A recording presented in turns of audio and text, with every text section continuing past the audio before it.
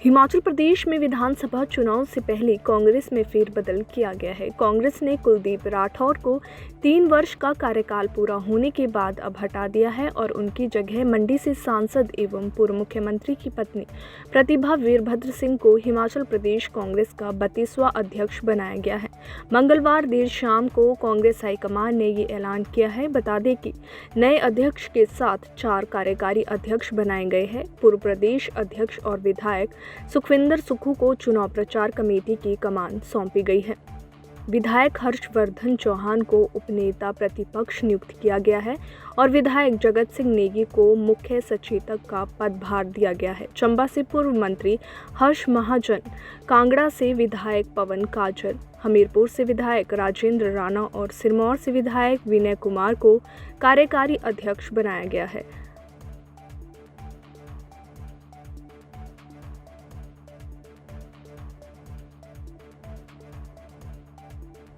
वहीं आपको ये बता दें कि हिमाचल प्रदेश के विधानसभा चुनाव की तैयारियों में जुटे कांग्रेस हाईकमान ने मंगलवार देर शाम को 46 सदस्यीय प्रदेश कांग्रेस कमेटी भी गठित कर दी है।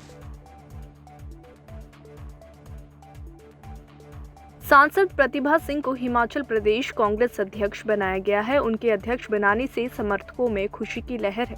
बुधवार को रामपुर से प्रतिभा सिंह शिमला अपने निजी आवास होली लॉज पहुंचे, जहां उनका ढोल नगाड़ों के साथ स्वागत किया गया। होली लॉज में समर्थकों की भीड़ उमड़ पड़ी। सुबह से ही समर्थकों का होली लॉज में जमावड़ा लगना शुरू हो गया था और 12:30 बजे के करीब प्रतिभा सिंह होली लॉज पहुंचे, जहां उनका स्वागत किया गया। इस दौरान कई विधायक और कार्यकारी अध्यक्ष हर्ष महाजन सहित कई नेता मौजूद रहे। वहीं इस दौरान सांसद प्रतिभा सिंह ने अध्यक्ष बनाए जाने पर कांग्रेस की राष्ट्रीय अध्यक्ष सोनिया गांधी का आभार जताया और प्रदेश में एकजुट होकर चुनाव लड़ने की बात कही। उन्होंने कहा कि कांग्रेस आला कमान ने जो उन पर विश्वास जताया है उस पर भी खरे उतरने की कोशिश करेंगे और प्रदेश कांग्रेस के सभी नेताओं को एक साथ लेकर कार्य किया जाएगा।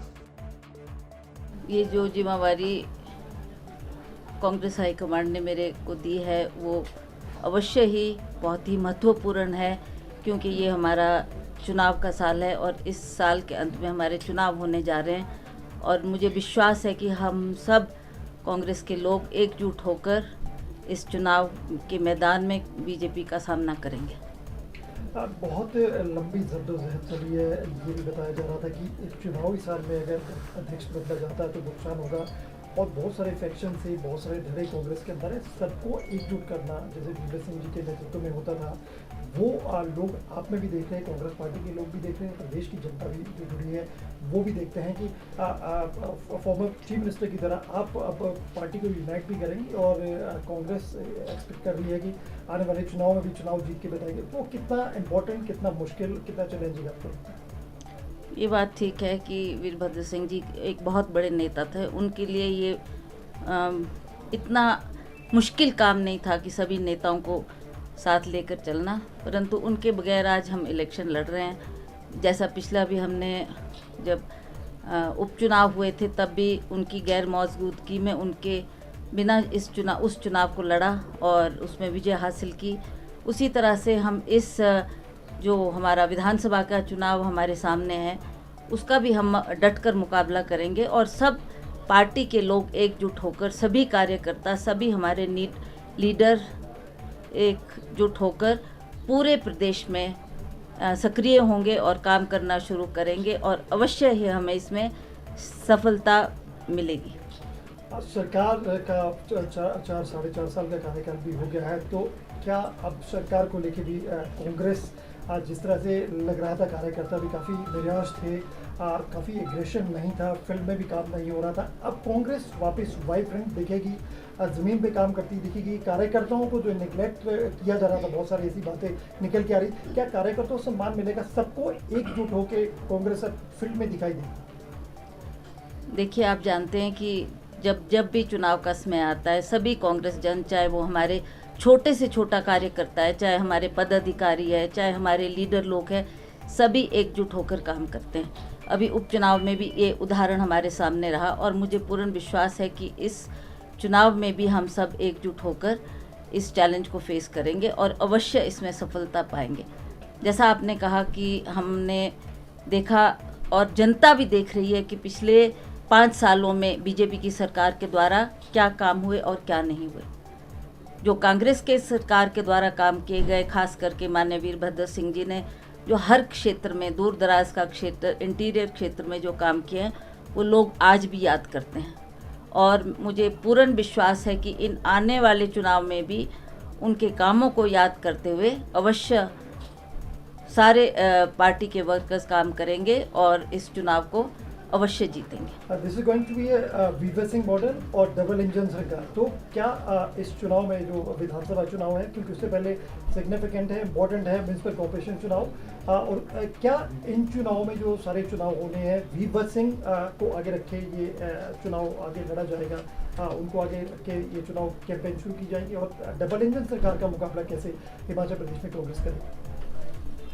इनकी सरकार को तो आप पिछली मर्तबा देख ही चुके हैं। जब उपचुनाव हुआ था तब भी इन्होंने ये नारा दिया था कि हमारी डबल इंजन की सरकार है, और हमने उसके बाद जब इसमें सफलता हासिल की और लोगों ने देखा कि डबल इंजन के बारे में जो इतना प्रचार किया जा रहा था, इतना कुछ कहा जा रहा था कि केंद्र सरकार में हमारी सरकार है, यहाँ पर हमारी सरकार है, तो इन्होंने बहुत से वायदे किए, बहुत से आश्वासन लोगों को दिए, पर उस पर ये खरा नहीं उतर पाए और हमने उसमें जीत हासिल की। तो इस तरीके से ये जो हमारे अभी कॉरपोरेशन के इलेक्शन जो बहुत ही महत्वपूर्ण है, उसमें भी हम एकजुट होकर लोगों के बीच में जाकर वीरभद्र सिंह जी के कामों को लेकर, क्योंकि आज भी लोग ये देखते हैं, जो हम जहाँ भी गए लोगों ने कहा और लोगों ने ये जताया कि वीरभद्र सिंह आज भी हमारे दिलों में ज़िंदा है और उनके कामों को वो सदा याद करते हैं। और इन जो कॉरपोरेशन के इलेक्शन होंगे, विधानसभा के इलेक्शन होंगे, अवश्य लोग उनके कामों को याद करते हुए कांग्रेस पार्टी का फिर से साथ देंगे और फिर से कांग्रेस पार्टी को जिताकर विजय बनाकर भेजेंगे। इस बार जो हिमाचल प्रदेश का चुनाव और बहुमत चुनाव नहीं होने वाला, क्योंकि ट्रायंगुलर फाइट होने वाला। आम आदमी पार्टी दिल्ली से निकल के पंजाब से हिमाचल प्रदेश में फोकस है, काफ़ी वो एग्रेसिव होकर काम भी कर रहे हैं। उनके बड़े लीडर्स हिमाचल प्रदेश आके प्रचार कर रहे हैं, अपना ऑर्गेनाइजेशन स्ट्रक्चर भी बढ़ा रहे हैं।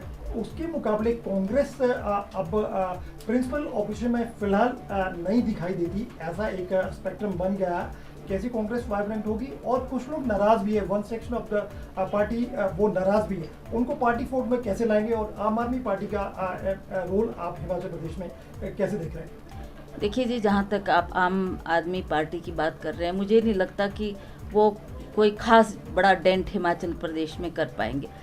जहाँ तक उनकी दिल्ली की सरकार की है, और पंजाब में आप कह रहे हैं कि उन्होंने सरकार बनाई है, वो पिछले 12 सालों से वहाँ काम कर रहे थे, तब उन्होंने जो वहाँ हालात पैदा हुए उसमें विजय हासिल की। और मुझे नहीं लगता कि हिमाचल प्रदेश में कोई ऐसी परिस्थिति है या ऐसे आम आदमी की चर्चा है, चाहे इनके बड़े से बड़े लीडर आए, चाहे केजरीवाल जी आए, चाहे बलवंत जी जो पंजाब के मुख्यमंत्री हैं वो आए, पर भगवंत मान जी, पर मुझे नहीं लगता कि हिमाचल प्रदेश में कोई ज़्यादा असर आम आदमी कर पाएगी। हमारा डायरेक्ट मुकाबला बीजेपी से ही रहेगा और हम इस चुनाव को अवश्य इसमें सफलता पाएंगे। ठीक है, थैंक यू। इसमें अवश्य हम लोग एकजुट होकर काम करेंगे, और सबसे बड़ी बात है जो एक महिला को मान सम्मान मिला है, ये केवल मुझे ही नहीं, पूरे प्रदेश की महिलाओं को, पूरे देश की महिलाओं को एक बहुत अच्छा संदेश गया है, और महिलाएं भी इससे बहुत उत्तेजित हुई है, और मुझे लगता है वो भी बढ़ चढ़ के पार्टी के लिए काम करेगी। हिमाचल के पूर्व मुख्य सचिव व राज्य चुनाव आयुक्त रहे पी मित्रा का बुधवार को निधन हो गया। वे 66 वर्ष के थे। वे लंबे समय से बीमार चल रहे थे और कैंसर से जूझ रहे थे। आज सुबह उपचार के दौरान उन्होंने अस्पताल में दम तोड़ा। पी मित्रा मूल रूप से दिल्ली से थे। वे 1978 बैच के आईएएस अधिकारी थे। 31 मई 2016 को मुख्य सचिव के पद से सेवानिवृत्त हुए थे। उसके बाद इनकी नियुक्ति राज्य चुनाव आयुक्त के पद पर हुई थी, जहां उनका कार्यकाल 5 वर्ष तक रहा। बुधवार को जल रक्षक संघ सचिवालय पहुंचे, जहां उन्होंने जल शक्ति मंत्री महेंद्र ठाकुर से मिलकर उनके समक्ष अपनी मांगे रखी और मांगे जल्द पूरी करने की गुहार लगाई। जल शक्ति विभाग में तैनात जल रक्षकों ने सरकार से अनुबंध अवधि को 12 साल से घटाकर 8 साल करने की मांग की। वहीं जल रक्षक संघ के प्रदेश अध्यक्ष जवालू राम ने कहा कि संघ पिछले लंबे समय से जयराम सरकार से जल रक्षकों के वेतन को 9300 प्रति माह करने और 8 साल की अवधि के बाद जल रक्षकों को अनुबंध की श्रेणी में लाने की मांग कर रहा है, लेकिन सरकार उनकी मांगों को लगातार अनदेखा कर रही है। जल रक्षकों को नामात्र का वेतन दिया जा रहा है और 12 साल के बाद अनुबंध की श्रेणी में लाया जा रहा है। आज जल शक्ति मंत्री महेंद्र सिंह से मिले हैं और उन्हें अनुबंध काल 8 साल करने के साथ सीधे तौर पर जल शक्ति विभाग ने भर्ती करने की मांग की गई है। अपनी मांगों को लेकर जो है प्रदेश से हर डिस्ट्रिक्ट के 10-12 जल रक्षक यहाँ पे आए हुए हैं। हमारी प्रमुख मांग जो है, जो हमारा कार्यकाल पीरियड है जो 12 साल से घटाकर 8 साल किया जाए, वो मांग है और हमें पूर्ण रूप से जल शक्ति विभाग के अधीन किए जाए, वो ये 2 हमारी प्रमुख मांगे हैं। तो अभी कितने अभी जो हमारा जो कार्यकाल पीरियड है 12 साल के बाद हमें कॉन्ट्रैक्ट पे लिया जाता है और हम सरकार से लगातार 4 सालों से लगातार सरकार से ये मांग करते आ रहे हैं कि जो हमारा टाइम पीरियड 12 साल है उसको घटाकर 8 साल का किया जाए। जैसे 8 + 2 8 साल के बाद भी हमें 2 साल जो है कॉन्ट्रैक्ट पे लगाना पड़ेंगे।